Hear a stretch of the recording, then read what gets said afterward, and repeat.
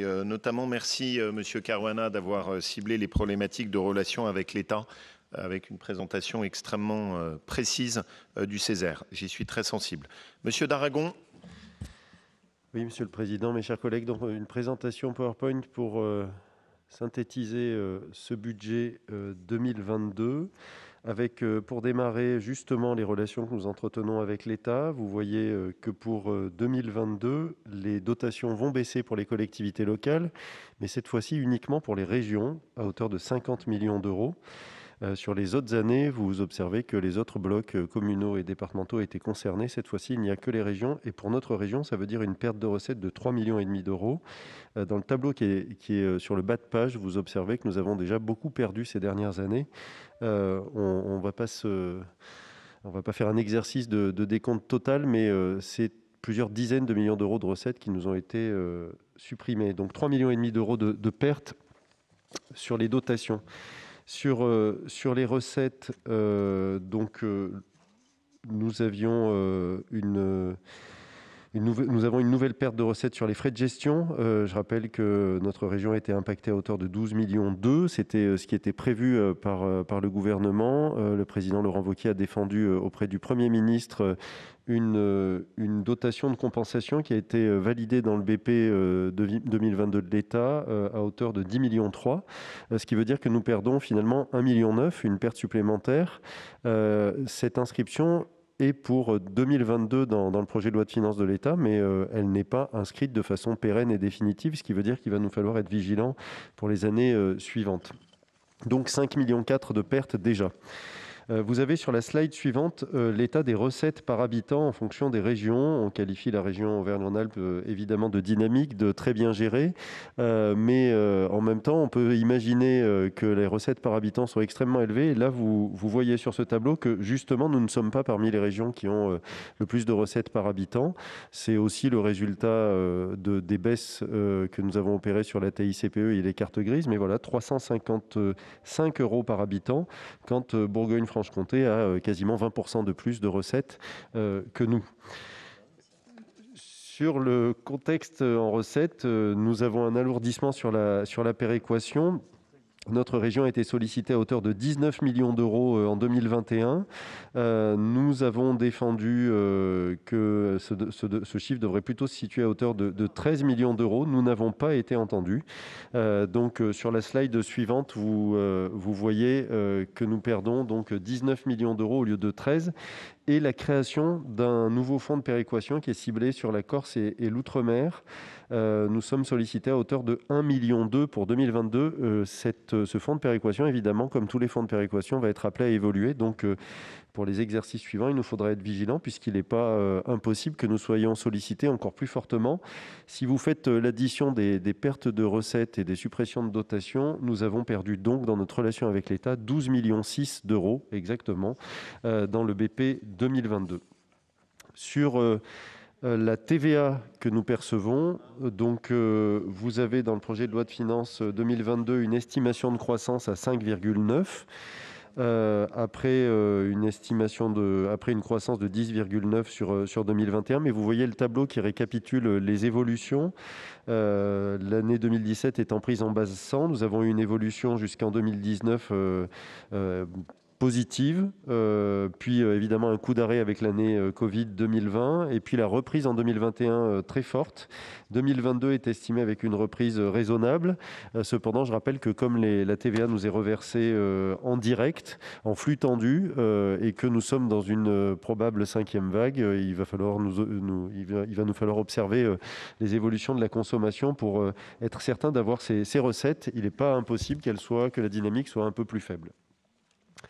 Les dépenses de fonctionnement maintenant, donc toujours l'application de la règle d'or, avoir des dépenses de fonctionnement qui évoluent moins vite que les recettes. Cependant, on a 3 budgets sur lesquels il y a des variations à signaler particulièrement. Le budget transport, avec une évolution de 50 millions d'euros, d'abord pour procéder à l'intégration des dernières antennes des transports interurbains et scolaires.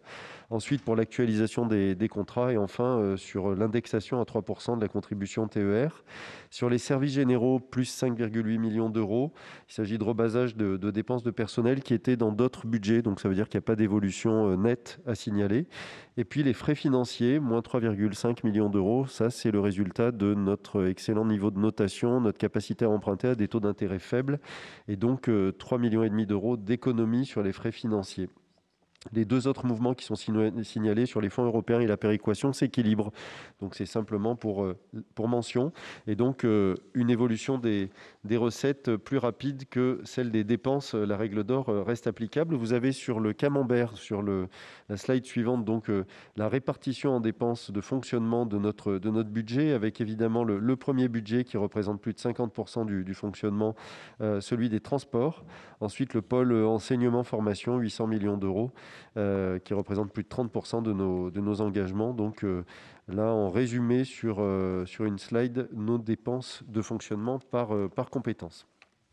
Sur l'investissement, jamais la région n'aura adopté un budget prévisionnel avec autant de projets d'investissement. C'est inédit. Je rappelle qu'au début de la mandature précédente, le dernier budget de nos prédécesseurs était à 716 millions d'euros.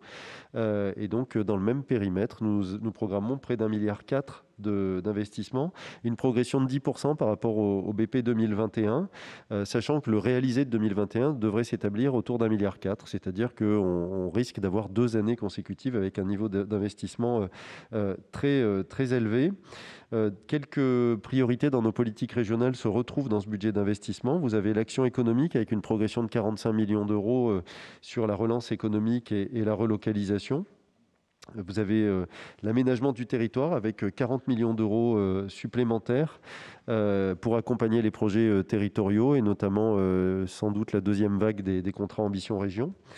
Et travailler aussi sur la lutte contre l'insécurité, puisque c'est un budget qui est transverse et qu'on retrouve notamment dans le budget aménagement du territoire. La santé, où nous augmenterons encore de 2 millions d'euros. Et je rappelle que là, on est hors compétences propres de la région. Donc, même si cette évolution peut paraître faible, c'est un budget que nous avons inscrit de façon volontariste et qui ne fait pas partie des compétences de la région. C'est même remarque pour le handicap, le soutien au handicap, où nous évoluons aussi. Et puis, des actions qui vont être financées via les fonds européens, notamment sur la transition énergétique pour près de 20 millions d'euros. Et puis, des budgets dédiés, cela aux compétences historiques de la région, qui s'établissent à 655 millions d'euros pour formation, enseignement, transport. Sur la slide suivante, vous avez le camembert qui vous décrit les dépenses par compétence, avec sans surprise le premier budget qui est celui de l'enseignement, où on retrouve les rebonds du plan Marshall que nous poursuivons d'investissement dans les lycées. Je rappelle qu'au début du précédent mandat, on était plutôt à 220 millions d'euros sur ce budget lycée, donc une progression extrêmement forte. Sur les transports, 270 millions d'euros. Vous retrouvez l'évolution du budget action économique à 265 millions d'euros. Et puis peut-être à signaler l'aménagement du territoire qui est particulièrement élevé à 181 millions d'euros, qui est une politique volontariste conduite par notre région pour accompagner les communes et les intercommunalités depuis le début du précédent mandat. Les fondamentaux sont préservés sur le budget 2022 avec un très haut niveau d'épargne brute prévisionnelle inscrit à hauteur de 706 millions d'euros, c'est-à-dire une hausse de 59 millions d'euros de BP à BP, mais vous avez en tête que le compte administratif devrait nous démontrer un réalisé plus élevé pour l'année 2021 que nous sommes en train de clore.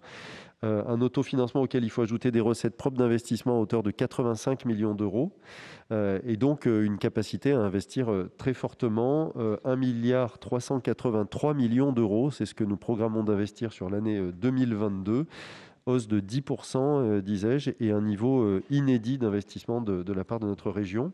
La dernière mention que je ferai pour cette présentation, c'est que c'est un niveau d'investissement que nous allons financer sans dégrader les ratios financiers de la région, puisque nous faisons une inscription d'emprunt en diminution de 20 millions d'euros. Vous vous souvenez qu'au terme du BP 2021, et notamment dans le débat d'orientation budgétaire qui vous a été présenté, nous avons envisagé d'augmenter l'emprunt de la région et nous avons indiqué que nous allons réintégrer notre capacité de désendettement en la laissant inférieure à 4 ans pendant toute la durée du mandat. D'ores et déjà, nous donnons un signe avec ce BP 2022 en diminuant notre nécessité à emprunter de 20 millions d'euros. Voilà, mes chers collègues, les éléments clés de ce budget prévisionnel.